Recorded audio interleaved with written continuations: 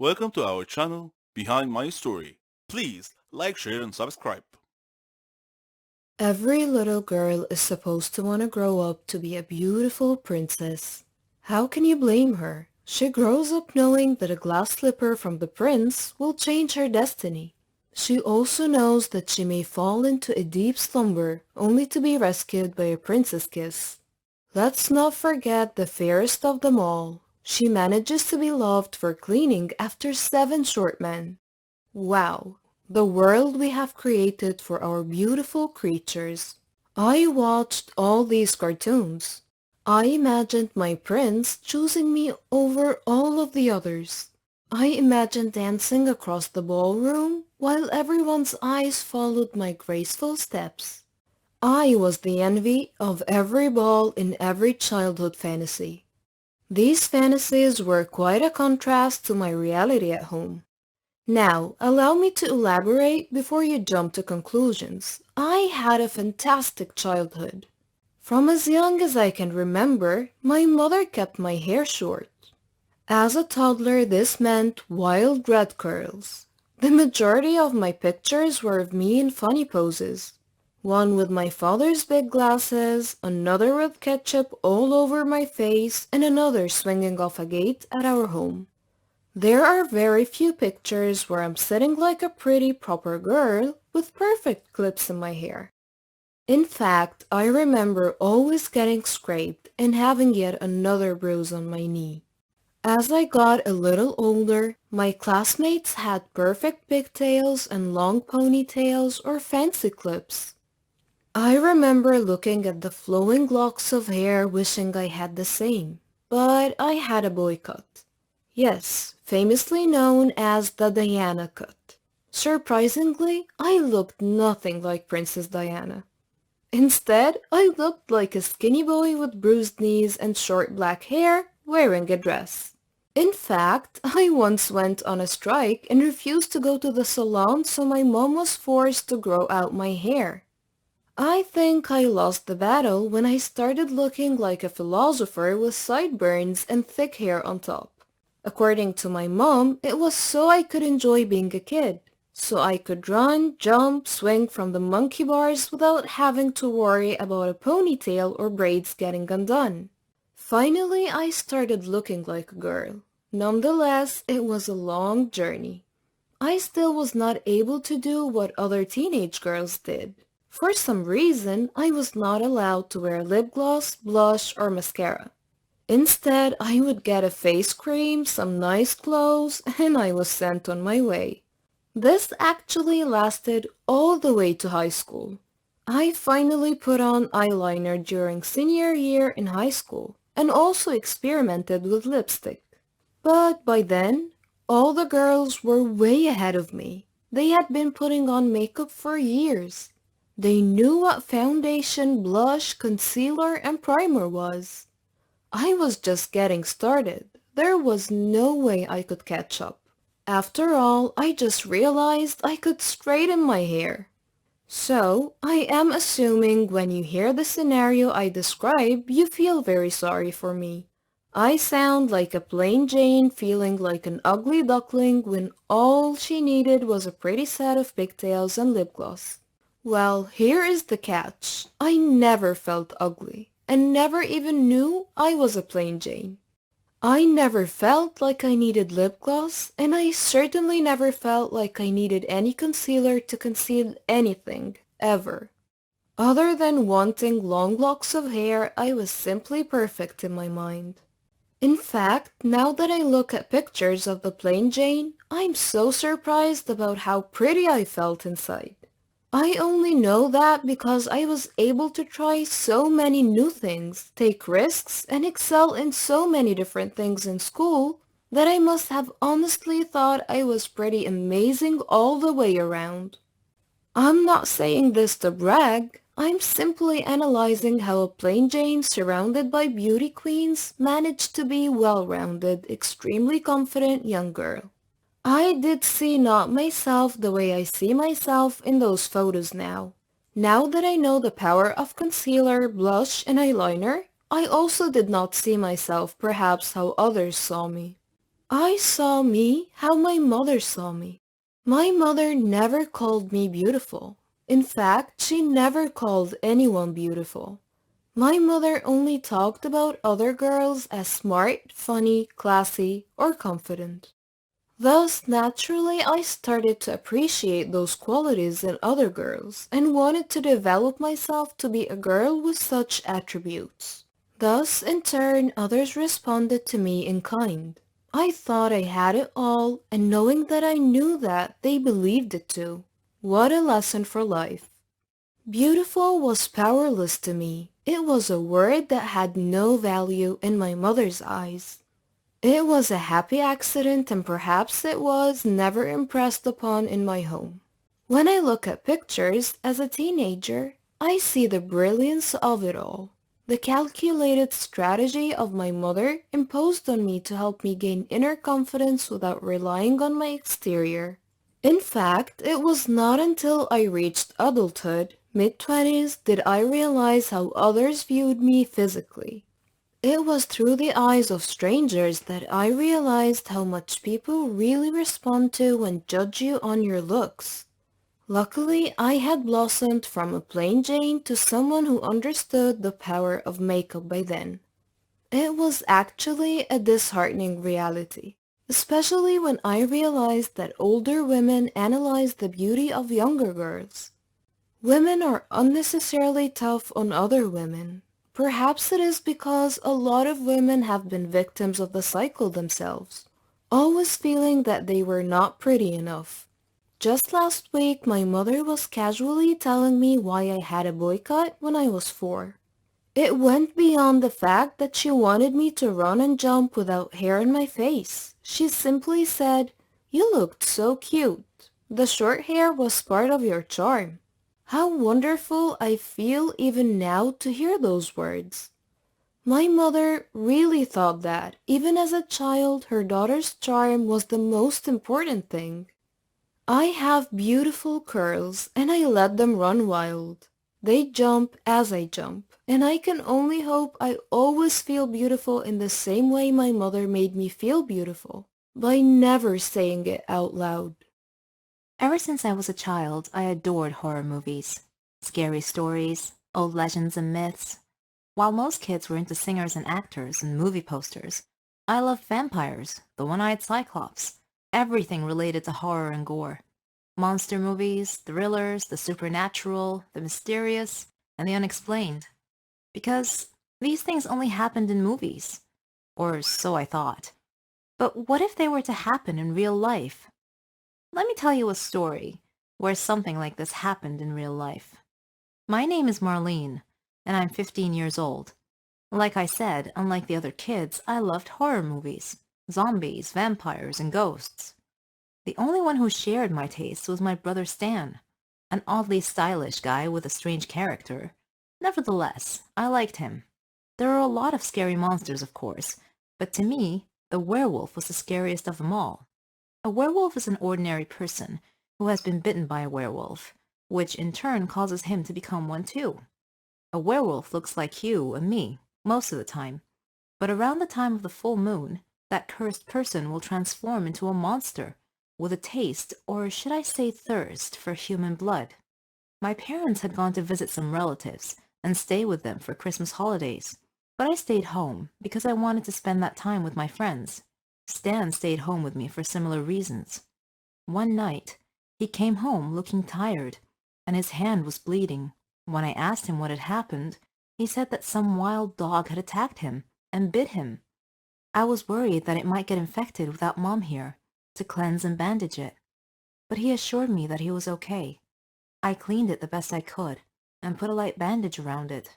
The next day was a cold day, but we played outside and had fun together with our friends.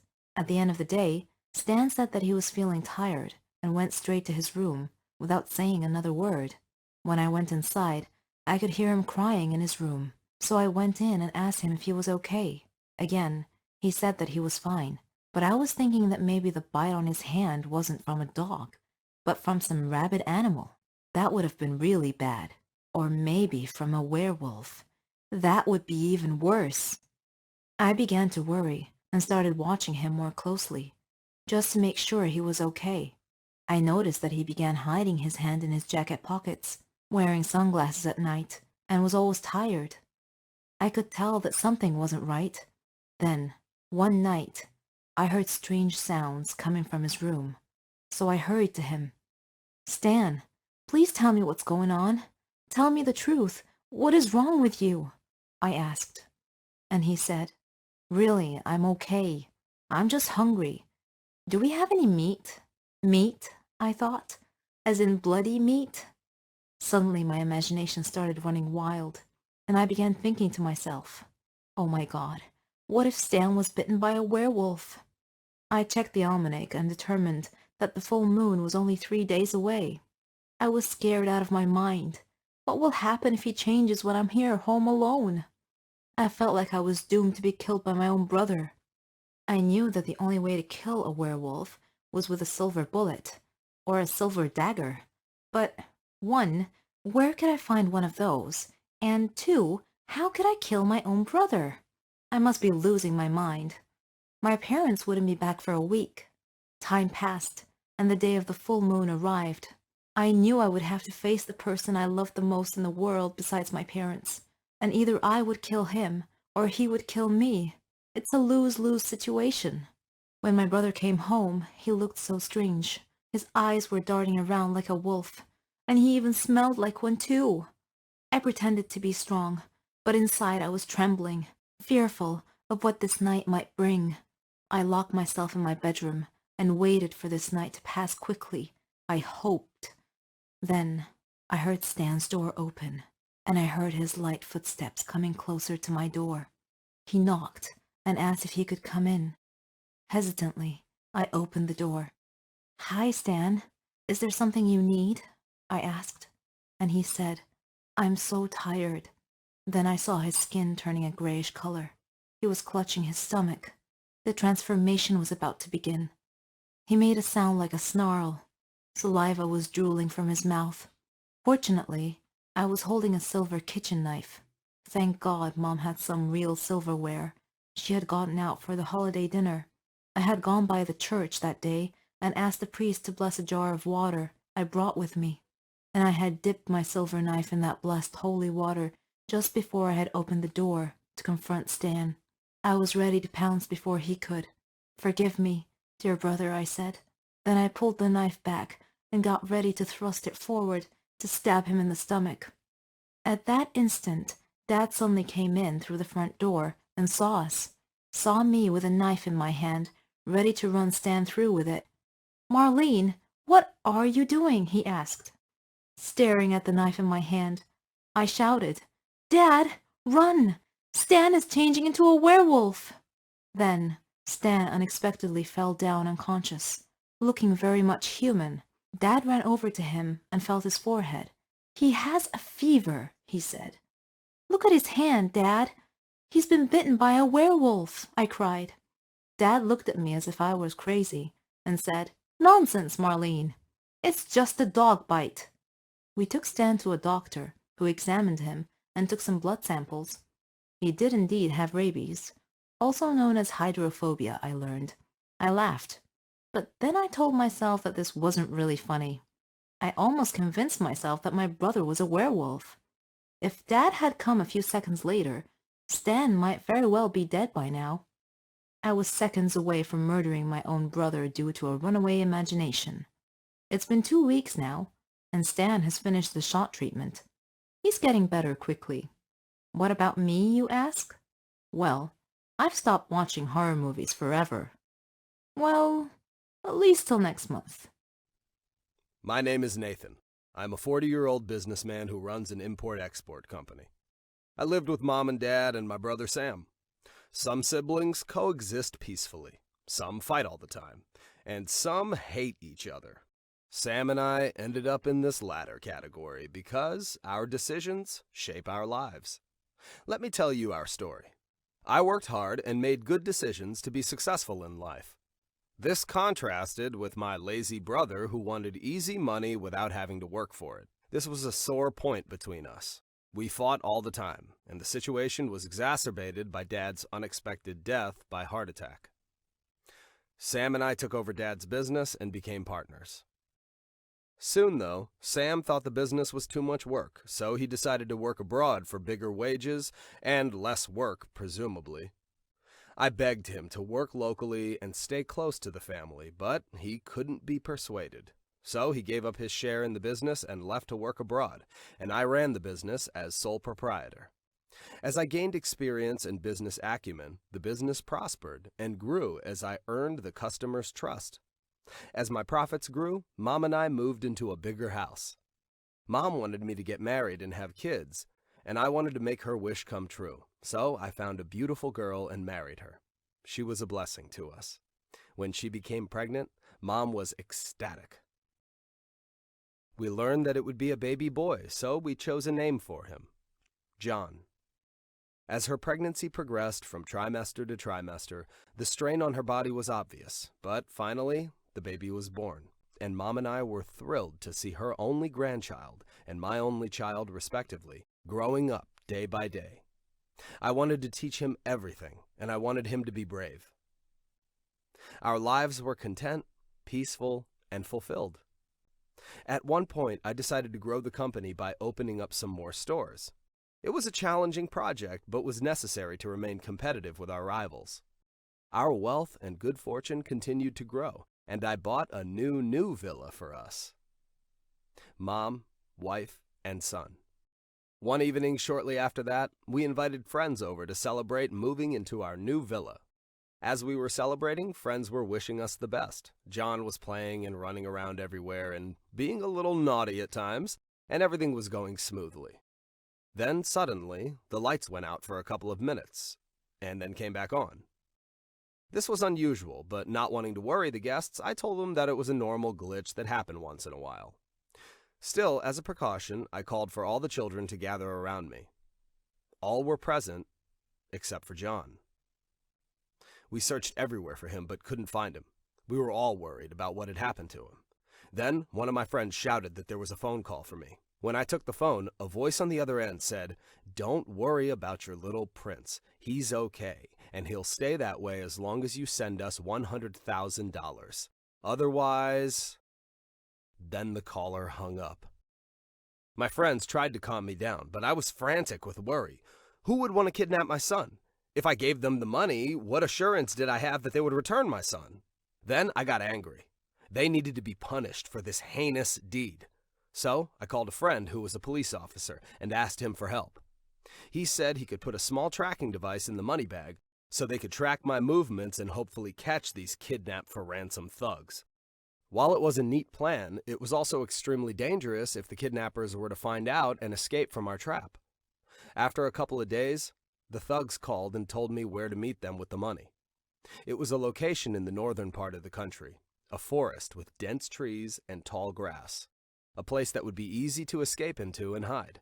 So I got the money, put it in the car, and drove to the agreed-upon meeting place. When I reached the location, a car was there waiting. I parked close to it and exited the car with the money bag in hand. The driver of the other car stepped out. It was Sam. "Sam? I thought you were working abroad," I said. "I was, but the work was too hard, so I quit and came back," Sam replied. "How can you kidnap and ransom your own nephew?" I asked. Sam laughed and said, "You misunderstand. I've just returned to take my share of the money." "What money are you talking about?" I asked. Sam sneered. "The money you took from me in running Dad's business." I tried to connect the dots. I said, "Sam, you were half owner of the business, but then you gave up your ownership to go work abroad. You haven't done anything to earn any money from the business." Sam kept sneering. "I want my share of the profits. Shut up, give me the money, and you'll get your son back." I gave him the money, he released John, and John ran into my arms crying. I asked John if Sam had hurt him, but he said no. After Sam took possession of the money, the police revealed themselves and moved in to surround us. Using a megaphone, they commanded him to surrender, but he ran into the woods instead. The policemen closed in and pursued him, but they lost him in the woods. He had escaped. I returned home with John, and my wife hugged him and cried tears of joy that he had been returned safe and unharmed. Mom asked me who did this. I hesitated. Should I tell her the truth? I decided to do so. She was horrified. A few days later, I received a letter. It was from Sam asking if I was ready for the next payment of my debt to him. I was dismayed and fearful at the same time. Sam had decided to be a villain against his own family, and I had decided to fight back against him tooth and nail. Decisions shape our lives.